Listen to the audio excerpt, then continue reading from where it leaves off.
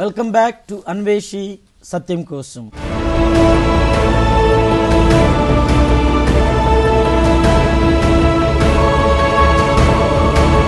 పాత నిబంధనలో ఉన్నటువంటి ఆనాటి ఆచారాన్ని, ఆనాటి పద్ధతిని కానీ గమనిస్తే, ఎవరైనా పాపం కట్టుకున్నప్పుడు ఆ వ్యక్తి యాజకుని దగ్గరికి వెళ్ళాలి. అక్కడ ఉన్నటువంటి యాజకుడు ఆ వ్యక్తి ఏ పాపం అయితే చేశాడో ఆ పాపానికి ప్రాయశ్చిత్త కర్మను నిర్వహించేవాడు. ఆ ప్రాయశ్చిత్త కర్మ జరిపించడం వలన పాపములు అనేటటువంటివి మన్నింపబడేవి. అదే మన వాక్యంలో చూస్తాం. ఒకసారి వాక్యం చదువుదాం. లేవి కాండము 4వ అధ్యాయము 20వ వచనాన్ని ఒకసారి చదవండి. ఈ కోడెదూడ పాప పరిహార బలికి గాను సమర్పించు కోడెతో సమానమగును. ఈ రీతిగా యాజకుడు ప్రజల పాపములకు ప్రాయశ్చిత్తము చేయగా వారి పాపములు పరిహారమగును. యాజకుడు ఆ ప్రాయశ్చిత్త కర్మ ఎప్పుడైతే జరిపిస్తాడో, ప్రాయశ్చిత్తం ఎప్పుడైతే చేస్తాడో పాపములు పరిహారమయ్యేవి. వాళ్ళు ఒక్కొక్క సందర్భంలో కోడెదూడను తీసుకొని వచ్చేవాళ్ళు, ఒక్కొక్క సందర్భంలో మేకను తీసుకొని వచ్చేవాళ్ళు. ఈ విధంగా రకరకాలైనటువంటివి దేవునికి అర్పించేవాళ్ళు పాప పరిహార బలిగా. మనం 35వ వచనంలో కూడా ఒక మాటను ఆలకిస్తూ ఉన్నాం. చదవండి. సమాధాన బలుల్లోని క్రొవ్వును వలె ఈ గొర్రె క్రొవ్వును కూడా తొలగింపవలెను. యాజకుడు ఇతర దహన బలులతో పాటు ఈ క్రొవ్వును కూడా పీఠము మీద కాల్చివేయును. ఈ రీతిగా అతడు సామాన్యుని పాపములకు ప్రాయశ్చిత్తం చేయగా వాని పాపములు పరిహారమగును. ఒక్కొక్క సందర్భంలో ఒక్కొక్క రకమైనటువంటి బలిని అర్పించేవాడు. ఈ బలి ద్వారా ప్రజల పాపములు అనేటటువంటివి పరిహారం అవేవి అని వాక్యంలో మనం ఆలకిస్తూ ఉన్నాం. మరి పాత నిబంధనలో ఉన్నటువంటి ఈ బలులన్నిటికీ బదులుగా యేసు ప్రభు ఈ బలుల స్థానంలో తన శరీరాన్ని, తన రక్తాన్ని పరలోకమందున్నటువంటి దేవునికి అర్పించాడు. మరి ఆ బలి ద్వారా దేవుడు మన పాపాలు మన్నిస్తున్నట్లుగా మనం ఎబ్రీల పత్రికలో చూస్తూ ఉన్నాం. ఎబ్రీలకు రాసిన లేఖ 10వ అధ్యాయము 9-10 వచనాలను చదవండి.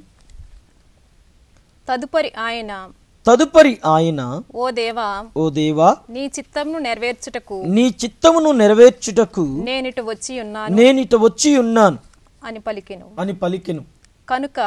కనుక పాత బలులను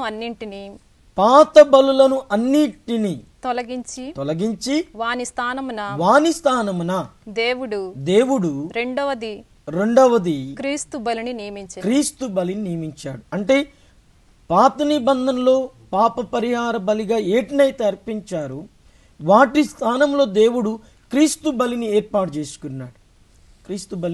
చేసుకున్నాడు.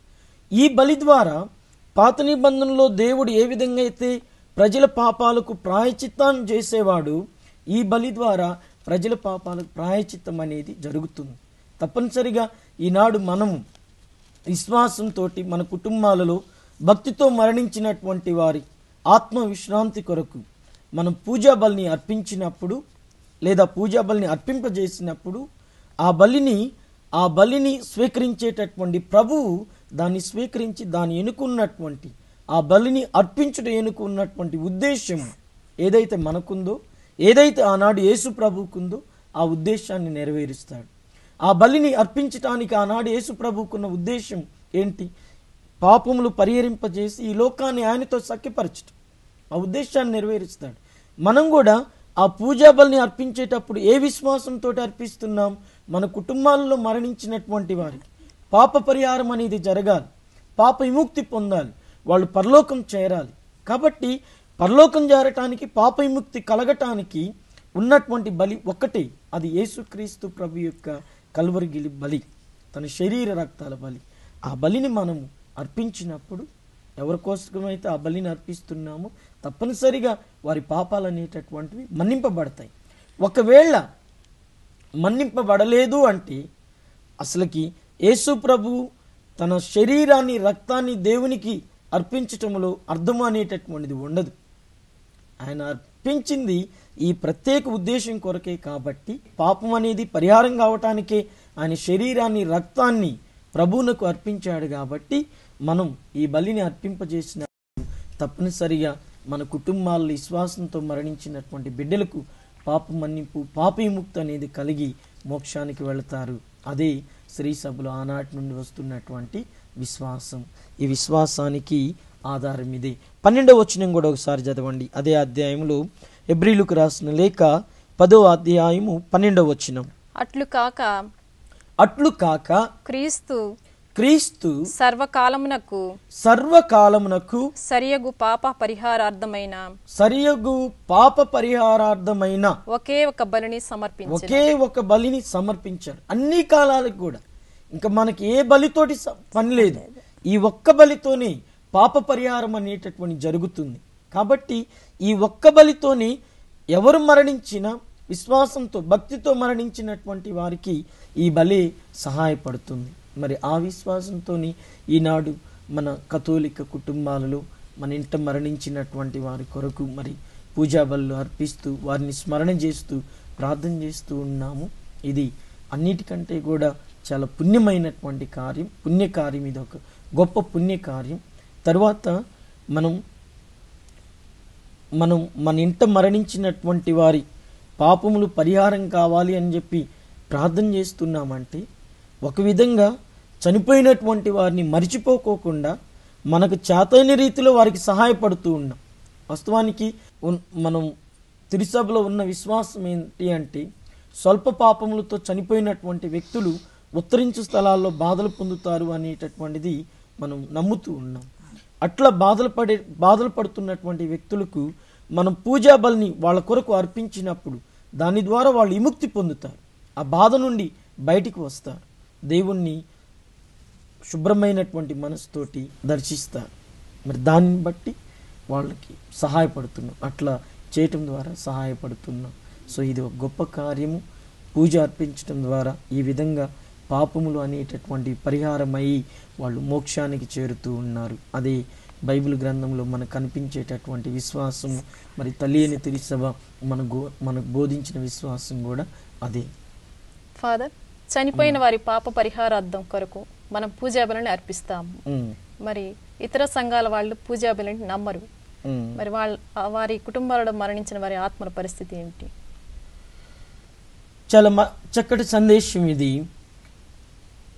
మీరు అడిగింది వాస్తవేనమ్మా. మన కుటుంబాల్లో మరణించినటువంటి వారికి పాప పరిహారం కలగాలి అని, వాళ్ళు మోక్షాన్ని చేరాలి అని చెప్పి మనం పూజా బలిని అర్పిస్తూ ఉన్నాం. మరి కొన్ని సంఘాలు అసలు పూజా బలి అంటే ఏంటో తెలియదు. అసలు ఈ పూజా బలి ద్వారా పాపములు పరిహారం అవుతాయన్నటువంటి విషయం అయితే అసలు తెలియదు. కొన్ని సంఘాలు తెలిసినా కానీ నమ్మనటువంటి వాళ్ళు ఉన్నారు. సో ఆ విషయంలో మరి వాళ్ళ పరిస్థితి ఏంటి అనేటటువంటిది అది దేవుని కనికరం మీద ఆధారపడి ఉంటుంది మరి వాళ్ళకి. ఎందుకంటే కాన ఒక సందర్భంలో యేసు ప్రభు దగ్గరకు శిష్యులు వచ్చి యేసు ప్రభుతో అన్నారు, ప్రభు, మనకు చెందనివాడు ఒకడు మీ పేరిట అద్భుతాలు చేసి పిశాచులను పారదోలుతున్నాడు, మేము వాడిని నివారిద్దామనుకున్నామంటే ప్రభు ఏమన్నారంటే, కాదు, మనకి శత్రువు అయితే కాదు కదా, అట్లానే జరగనివ్వండి అని చెప్పి అన్నారు. అట్లా దయను చూపించారు, చేయమని చెప్పి అనుమతించారు. ఒకవేళ ఈ విషయంలో కూడా ఏమైనా కనికరం చూపించవచ్చు ప్రభు. ఇట్లా అని చెప్పి వాళ్ళకి ఏదన్నా ఇద్దని చెప్పి మనం అనాలి అంటే అనలేము. అట్లా అది దేవుని కనికరాన్ని బట్టే కార్యం అనేది జరుగుతుంది. సరే, ఏది ఏమైనా ఒకవేళ మనకు తెలిసినటువంటి వాళ్ళు ఇతర సంఘాల్లో మరణించి ఉన్నట్లయితే మనమైనా వాళ్ళ కొరకు పూజా బలిని అర్పించవచ్చు. అది ఒక పుణ్యకార్యంగా దేవుడు స్వీకరిస్తాడు. తరువాత తెలియనటువంటి వాళ్ళు ఎవరైనా ఉంటే మనం తెలియజెప్పటం ద్వారా వాళ్ళు నచ్చుకొని పూజా బలి అర్పిస్తే చాలా లాభదాయకంగా ఉంటుంది. ఆత్మీయ మేలులను వాళ్ళు పొందుకుంటారు. సో కాబట్టి కొన్నిసార్లు మనం తెలియనటువంటి వాళ్లకు ఈ పరమరహస్యాన్ని తెలియజెప్పటం కూడా చాలా మంచిది. అట్లా చేయటం ద్వారా వాళ్ళు కూడా దేవుని తెలుసుకుంటారు. అది సో ఈరోజు మరి మీరు వ్యక్తపరిచినటువంటి ఈ సమాధానాలకు, ఈ సందేహాలకు సమాధానం దొరికింది అని చెప్పి భావిస్తూ ఉన్నాను. మరి ఈరోజు మీ ఇద్దరు కూడా చక్కగా దివ్యవాణి టీవీకి వచ్చి మీ సందేహాలను మరి అన్వేషి సత్యం కోసం అనే ఈ కార్యక్రమం వెల్లడించి, మరి మీరు వెల్లడించటం ద్వారా ఈ బైబిల్ గ్రంథములో భద్రపరిచిన ఈ నిగూఢ రహస్యాలను అనేక మందికి తెలియజేశారు. కావున మరి ఇక్కడికి వచ్చి మీ సందేహాలను వెల్లడించినందుకు మీ ఇద్దరికి కూడా హృదయపూర్వక వందనాలు తెలియజేస్తూ ఉన్నాను. దేవుడు మీ ఇద్దరిని బహుగా ఆశీర్వదించాలని చెప్పి కోరుకుంటూ ఉన్నాను. దివ్యవాణి ప్రేక్షకులందరికీ కొన్ని సూచనలు చేస్తూ ఉన్నానండి. చెప్పబడినటువంటి సమాధానంలో ఎవరికైనా అభ్యంతరాలు ఉంటే ఉత్తరం ద్వారా కానివ్వండి, ఈమెయిల్ ద్వారా కానివ్వండి మాకు తెలియజేయండి. వాటిని మేము పరిశీలించి తిరిగి సమాధానం ఇవ్వటానికి వీలు పడుతుంది. తరువాత మీ విశ్వాస ఎదుగుదలను అడ్డగించేటటువంటి సందేహాలు మీకు ఏవి ఉన్నా అవి ఉత్తరం ద్వారా మాకు తెలియజేసినట్లయితే ఇదే అన్వేషి సత్యం కోసం అనే ఈ కార్యక్రమంలో సమాధానాలు తెలియజేయటం జరుగుతుంది. కావున మరి ఈ విధంగా మాకు సహాయపడాలని మనవి చేస్తూ ఉన్నాను. దేవుడు వీక్షిస్తున్న మీ అందరినీ కూడా అధికంగా ఆశీర్వదించి ఆధ్యాత్మిక ఎదుగుదలలో మిమ్మల్ని వృద్ధి చేయాలని చెప్పి ప్రభువుని కోరుకుంటూ సెలవు తీసుకుంటూ ఉన్నాను. అందరికీ వందనాలు.